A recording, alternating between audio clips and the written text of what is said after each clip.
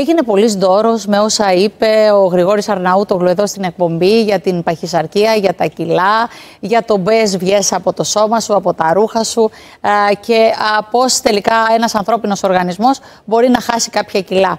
Εμείς απευθυνθήκαμε στην ενδοκρινολόγο και διαβητολόγο, κυρία Οδύσσια Κωνσταντούρα. Να βάλω σωστά τον τόνο. Τι κάνετε, πώς είστε? Γεια σας. Μια χαρά. Ευχαριστώ πολύ για την πρόσκληση που είστε εδώ. Και θέλω να μου πείτε πώς μπορεί τελικά ένας ανθρώπινος οργανισμός να χάσει κάποια κιλά. Καταρχήν θα πρέπει να καταλάβουμε πόσο σημαντικό είναι το πρόβλημα της παχυσαρκίας. Να πω ότι από το 2016, το οποίο είχε γίνει μια μελέτη, φάνηκε ότι 1,6 δισεκατομμύρια άνθρωποι είναι υπέρβαροι ή παχύσαρκοι. Και αν το θέσουμε το πρόβλημα στα ελληνικά δεδομένα, το 63% των ενηλίκων και γύρω στο 35% των παιδιών είναι υπέρβαρα ή παχύσαρκα. Αυτό σημαίνει μια σειρά προβλημάτων για τον οργανισμό που συσχετίζονται με τα παραπάνω κιλά.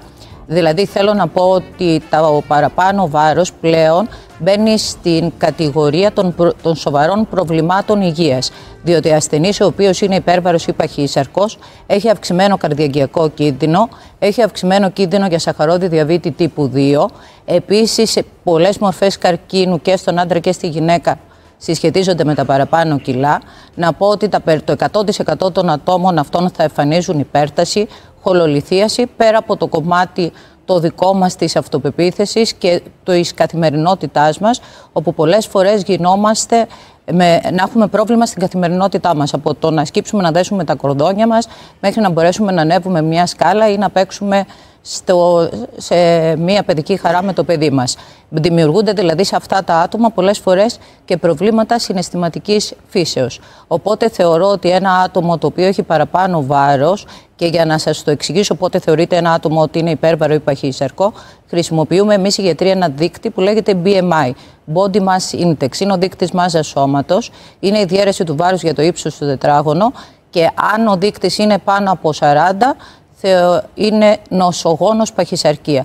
Αυτή λοιπόν η νοσογόνος παχυσαρκία, ακριβώς επειδή συσχετίζεται. Το πάνω από 40 είναι νοσογόνος. Είναι νοσογόνος παχυσαρκία, ναι. Ο δείκτης. Ο δείκτης. Ναι, αλλά δεν το θεωρώ το 40 υψηλό. Είναι ψηλό. Είναι η διαίρεση του βάρους για το ύψος στο τετράγωνο.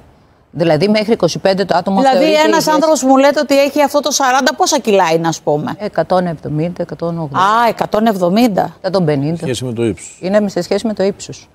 Είναι η διαίρεση. Είναι δείκτης. Δεν σημαίνει ότι έχει απλά 40 κιλά, αν το καταλάβατε έτσι. Είναι ένας δείκτης. Όχι, εγώ το κατάλαβα σε σχέση. Ναι. Πέρα από το γιατί εγώ το κατάλαβα σε σχέση με το λίπος ενός οργανισμού που πρέπει να έχει 30 και έχει 40. Μπράβο. Αυτό, γι' αυτό έτσι το κατάλαβα. Ο δείκτης μάζας σώματος είναι αυτό που σας είπα. Είναι η διαίρεση του βάρους για το ύψος στο τετράγωνο. Αυτό που όμως τονίζεται, αυτό που είπατε προηγουμένως, είναι και το ποσοστό λίπους του σώματος. Αν δηλαδή η γυναίκα έχει ποσοστό λίπους πάνω από 20% και ο άντρας πάνω από 30%, και ειδικά το λίπος είναι συσσωρευμένο στην κοιλιακή χώρα, που είναι το λεγόμενο σπλαχνικό λίπος, πάλι πρέπει να το βοηθήσουμε να χάσει βάρος. Γιατί πάλι και αυτό το λίπος. Το θέμα είναι πολύ ωραία. Ναι. Ο καθένας από εμάς κατανοεί αν είναι παχύσαρκος, αν νιώθει ότι πρέπει να χάσει κάποια κιλά. Το θέμα είναι πώς προστατεύεις τον οργανισμό σου ώστε να τα χάσει με υγεία και όχι να κινδυνεύει να πάθει κάτι κακό, δηλαδή να πάθει μια ανακοπή, να πάθει οτιδήποτε. Που ξέρετε ότι συμβαίνουν αυτά όταν δεν τηρήσεις σωστά αυτό που πρέπει να κάνεις, το πρωτόκολλο της υγείας σου. Καταρχήν θα πρέπει να απευθυνθείς στο γιατρό, κατά τη γνώμη μου.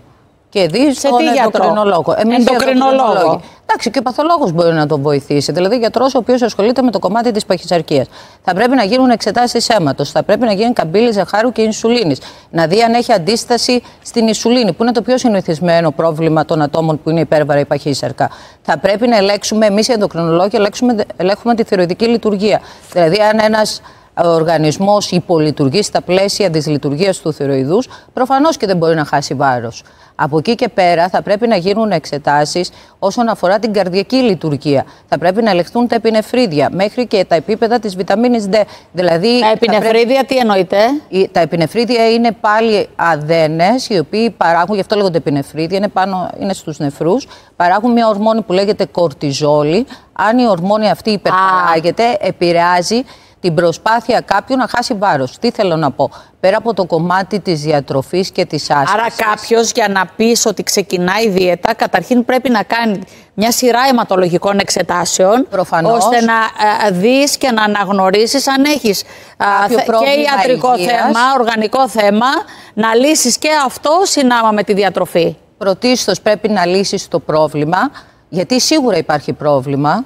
Κυρίως αυτό που σας είπαμε, την αντίσταση στην ινσουλίνη, έχουμε σε όλα τα άτομα, είναι αξίωμα. Δηλαδή, όλα τα άτομα τα οποία είναι υπέρβαρα ή παχύσαρκα έχουν πρόβλημα με την ινσουλίνη τους. Οπότε αυτό το βλέπουμε με αυτή την εξέταση. Πρέπει λοιπόν να ρυθμιστεί η ινσουλινοαντίσταση, γιατί αυτό τους οδηγεί στο να μην μπορούν να χάσουν εύκολα βάρος. Έχουμε μεταγευματικές υπογλυκαιμίες. Οπότε, όταν πέφτει το ζάχαρο, εξ ανάγκης ο άλλος πρέπει να φάει ή υδατάνθρακα ή κάτι το οποίο περιέχει ζάχαρη, για να μπορέσει να νιώσει καλά και να συνεχίσει τη μέρα του, να πάρει δυνάμεις. Τι άλλο θεωρείτε πολύ σημαντικό προκειμένου να προστατευτεί ένας οργανισμός και κάπως έτσι να ολοκληρώσουμε?